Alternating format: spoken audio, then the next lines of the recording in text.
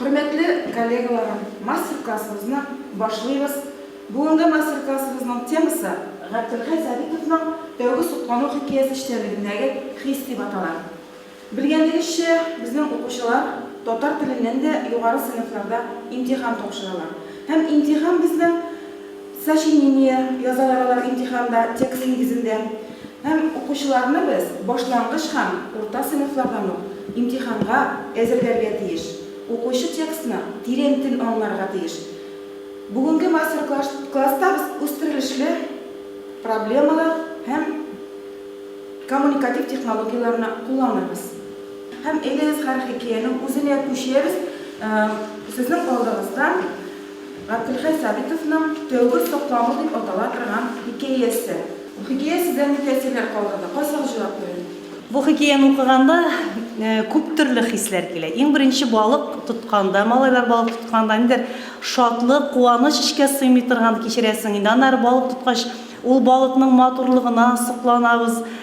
Аннары сокланабыз. Инде яңадан кепкачына тыгып куйганнан соң бу балыкны кызгану хисе уяна. Аннары инде яңадан аның иптәше килеп бу балыкны төшереп җибәргәннән соң ниндидер үкенеч хисе. Бик матур җаваплар бирдегез. Хәзер инде безнең алдагы сорау хикәяне түбәндәге схема нигезендә вакыйгаларга бүләбез. Әйдәгез, нинди вакыйгалар? Анда безнең вакыйгаларның үстерелеше, кульминацион нокта һәм шишелеш. Осудалыгын сезнең ярыгыз вакыйгалар үстерелешендә малайларның балыкка баруы. Кульминацион нокта дип аларның малайның балык тотуын әйтергә була.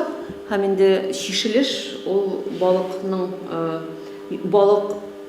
суга төшеп киткәчтән малайның борчылуы, хисләренең ташып чыгуы һәм ул хисләрнең табигать белән бәйләнеше дип әйтикме соң инде. Шундыйрак бүленеш дип әйтим. Хәзер инде сорауларга җавап бирәбез. Кем соң ул безнең төп герой? Абдülhay исемле малаймы, әллә өлкән яшьтәге автормы? Кадрия Мөнавировна. Төп герой булып мына Абдülhay исемле малай һәм мин өлкән яшьтәге авторда дип уйлыйм. Икесе дә. Килешәбезме? Дөрес, икесе дә. Хәзер инде малайның хисен табабыз. Малай нинди хисләр кичерә? Бәсән әхбарына. Малай иң беренче чиратта балык тоткачны шатлана. Менә һәрберсенә караганда иң беренче чиратта балык миңа эләкте дип, ул аны белән горурлана, чиксез горурлана. Һәм инде балыкны суга төшереп җибәргәннән соң иптәшенә карата бер төрле рәнҗү хисе бар. Ачуы да килә, чөнки ул мондай юллар китереп китә. Мин дә шушы вакытта кешенең бәхетеннән көнләшүче, кеше шатлыгыннан кара киюче ичкиле бәндәләрнең барлыгын шушынан аңлый башладым. Һәм соңрак үсә төшкәч бу әбиләр тагын аңрак инанды дип әйтә. Һәм инде шатлык хисе ул күл буена баргач, димәк, һавага карый, һавада йөзеп торган ак балыкларны күрәм. Менә монда ул бер төрле рәхәтлек хисе кичерә дип әйтергәм мин. Рәхмәт. Хәзер инде әйдәгез авторның хисе әйттек инде, уларны ак болытлар белән бәйли һәм балачагына алып китә аның бу хисләре. Нәрсә ул безнең ак болытлар? Ак болыт ул якты өмет. Һәр кемнең дә күңелендә үзенең ак болыты бар. Искиткеч матур, тормышка ашу ихтималы булган шушы якты өмет кешене авыр вакытларда юата, тормышта булган вак-төяк борчулар, хыянәтләр түбәнлегеннән йолкып ала да, ак болытлар югарылыгына күтәрә. Ышаныгыз, әнә шул искиткеч матур, тормышка ашу ихтималы булган якты өметегезне югалтмагыз ди безгә автор. Хәзер анда тагы бер бик матур элемент кергән, давыл чәчәгенең мәгънәсен ачыклагыз дигән.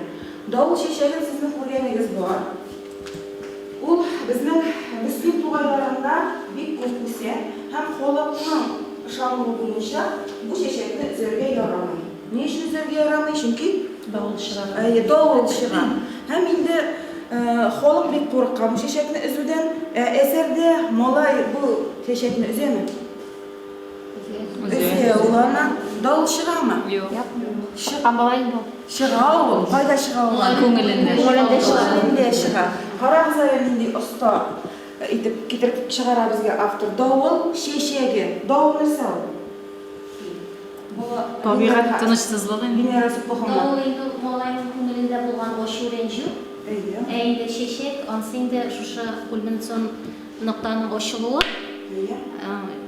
Аның шешегінде кинет бу малай дөньяга олылар күзе белән карый башлый. Бу тормышта үпкәләп кенә яшәргә ярамый, гафу итә белергә кирәк. Һәм инде табигатьнең матурлыгын күреп, алга карап, рәхәт итеп яшәргә кирәк. Рәхмәт безгә. Яра, хәзер инде шушындай безнең шундай хәзер шундай көнне күз алдына китерегез җәйге матур көн. Шундай рәхәт итеп, матур итеп кошлар сайрый. Безгә шул хәтле рәхәт, ул чәчәкләрнең исе борыннарына ярып керә. Һәм без тирәлештек тә киттек ак буена, ак буе янындагы матур күлләргә кармак салырга, балык тотарга. Килеп җиттек, белән күрәсез безнең өстенебез нинди матур элемәнтләргә бай, безнең табигатьтә шул хәтле матур. Килеп утырдык, үзебез генә белә торган балык күп кала торган бер җиргә. Һәм хәйран тамаша, инде кармакны салган идек, алтын балык килеп чыкты. Алтын балык килеп чыкты да, алтын балык безнең килеп эләкте иң беренче Светлана Викторовнага. Светлана Викторовна, ул сезнең янда хәзер бергәләнә, шапалана, мине зинһар өчен җибәр ди, бөтен теләгем тәним ди. Ни сорар идегез сез алтын балыктан? Мин алтын балыктан барлык якыннарымның, туганнарымның, дусларымның, балаларымның барысының да сәламәт булуын теләр идем. Иң зур теләгем шул. Рәхмәт. Рәхмәт. Әзерфия Зәкиева сез сорар идегез алтын балыктан? Бүгінгі күнгә ниятләнсәк, инде мин алтын балыктан шул дөньядагы тынычлыкны сорар идем. Амин. Шулай булсын. Безнең дә күңелләрне бер хис берләштерә, дөньяда тынычлык булсын иде. Менә алтын балык әйтәсез ди, нык күп дисез ди. Мин инде ди бары тик ди 3 кенә теләгегезне сезнең ди, үти алам да аның да берсен ди. Менә безнең хәер күрәбез 3 пишмак бар безнең. Шушы пишмакка сезнең менә күңелегезгә иң якын, гомерегезнең иң якты мизгеленә сезне чакырып тора бу пишмаклар. Кайсыларын сайлап менә үзегез басасыз, әйдәгез. Яшьлеккә кайтып булмый шундай.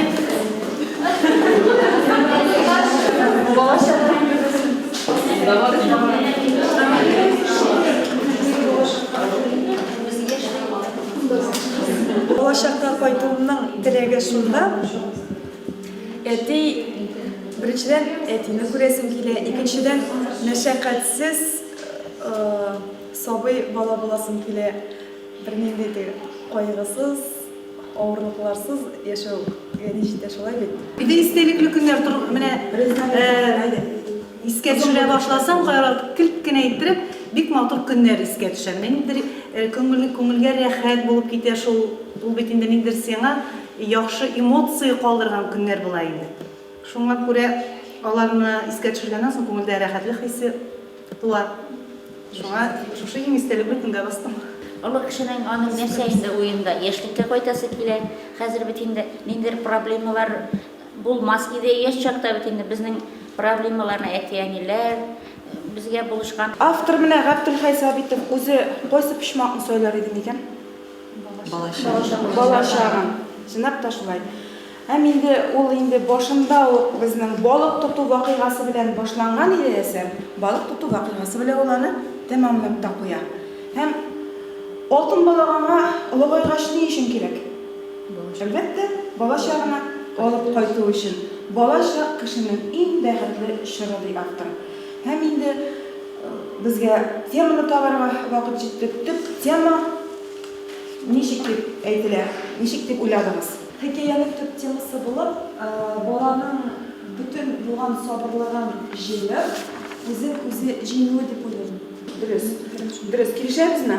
Килешәбез. Рәхмәт. Димәк, без шушындай итәгатьле, инде сугышларга, конфликтларга кирми торган шушындай балалар булуына сокланабыз.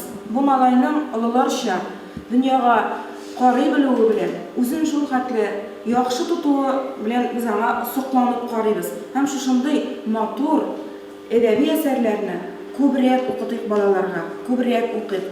Йөрәгебездә матур хисләр генә йөртик. Һәм инде бүгенге мастер-классыбызда катнашуыгыз өчен сезгә бик зур рәхмәт. Bütün теләкләрегездә тормышка ашсын иде, бәхетле булсагыз иде, сәламәт булсагыз иде. Һәм